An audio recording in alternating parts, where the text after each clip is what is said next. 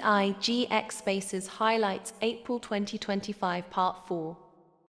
There's a lot of things in your life that you can either cut down on or reallocate or consolidate. And when you really think of all the things you do on a daily basis, someone who just has a 9-to-5 job, you don't realize the amount of options you have. The whole world is in debt. We're all financing something. But when you get to DeFi, it really opens up a lot of different opportunities that you don't know are available.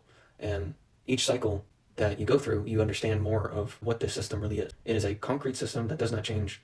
It will keep building. It's not going anywhere.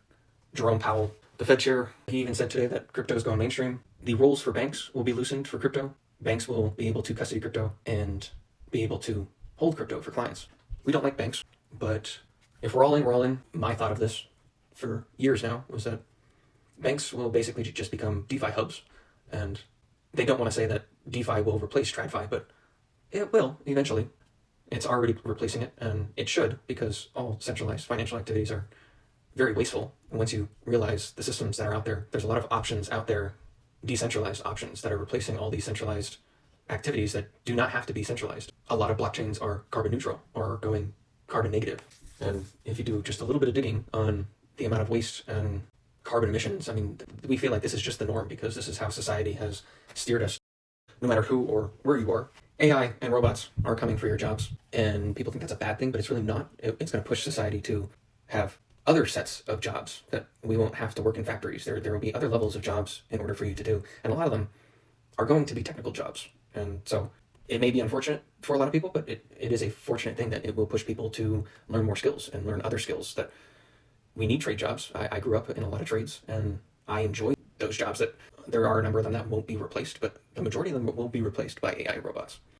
Anything that could be tokenized will be tokenized. And the biggest reason why is creating a global standard, is creating liquidity out of assets that have never had liquidity. You buy a house, besides all the fees, taxes, maintenance, upkeep, tenants, repair. I mean, it's just the list goes on for the amount of downside with real estate.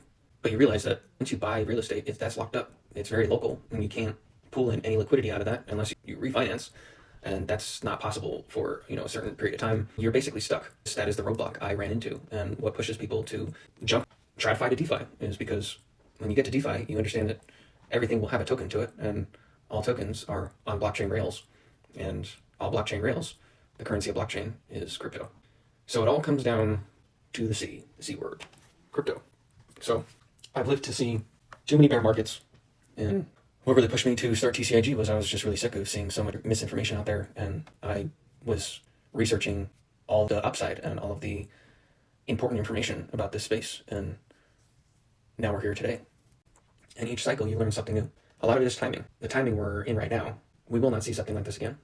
So I think that's what's really pushed TCIG over the edge, is learning we did have quite a differentiator in the space, is that the majority of the organizations out there are Bitcoin only and multi-sig systems. So we need multi-sig systems, but they're all very similar. They all have something a little different from each other.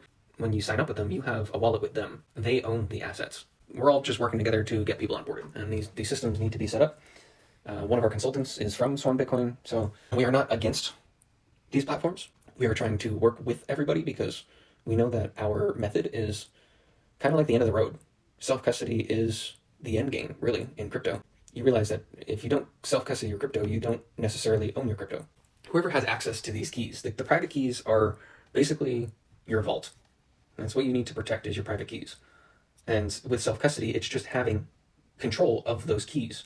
But when you're with a multi-sig system, they all have access to the key. You have access to the keys, but there's also 2 or 3 other firms that would have access to your keys. So with self-custody, it does give our clients an extra level of freedom above any of the services out there. You set up an Arculus wallet by yourself, and we just give support. I was watching a video of a CFA that's out there that I follow along with. He does do onboarding for Trezor wallets. Crypto is basically just energy, but proof of stake and everything after proof of stake, proof of money that is already inputted into DeFi. It just depends on collateralization. So the amount of money they put in could be held as collateral that earns yield. So when you understand how energy transformation comes into play with Bitcoin mining, you realize that solar is going to be very important to the future of all energy. And if you own a house, the first thing I would do is put solar panels on your house, because not only is it good for the planet, you can do so many things with it.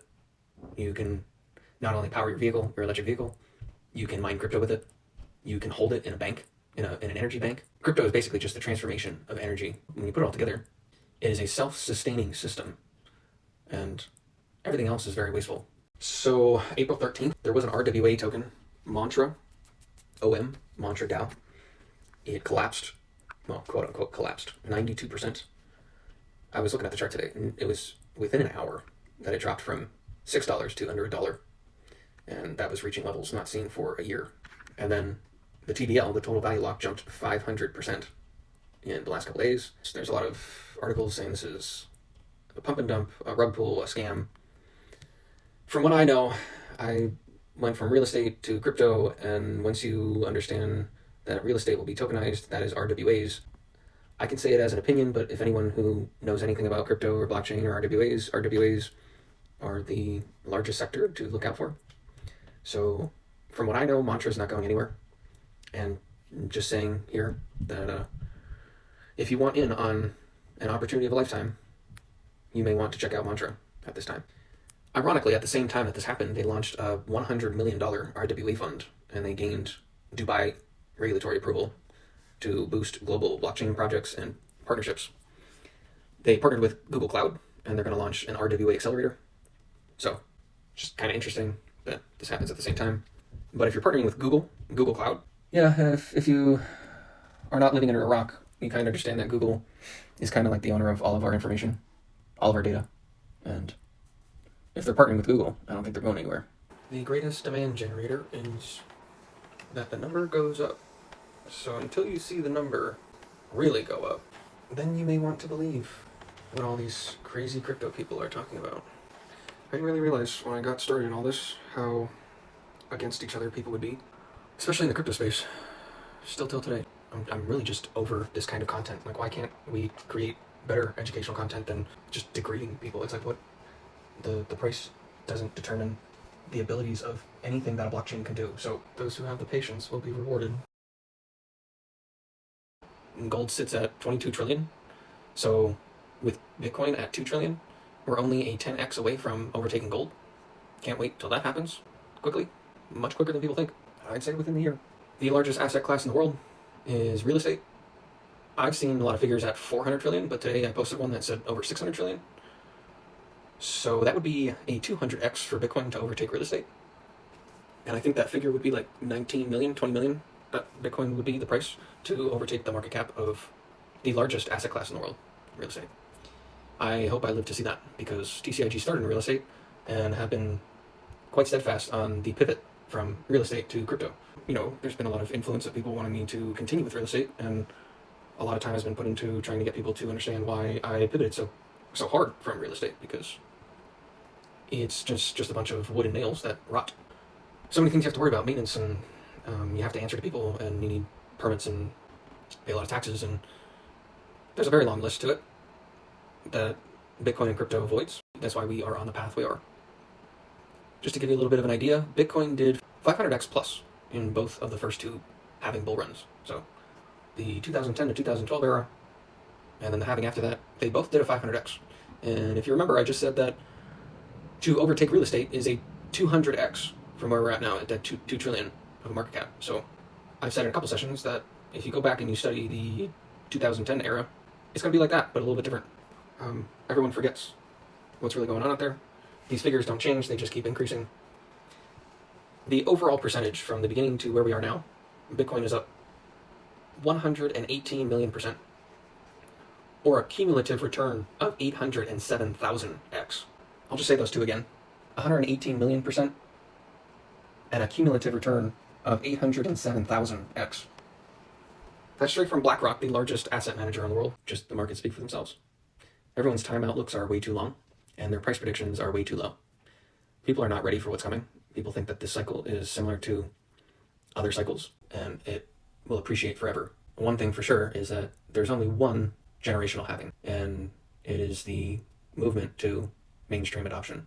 Once we get to euphoria and mainstream adoption, we will not see something like this again.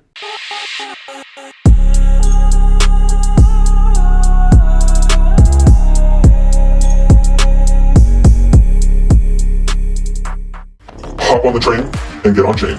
Let's cut out all the noise and build together.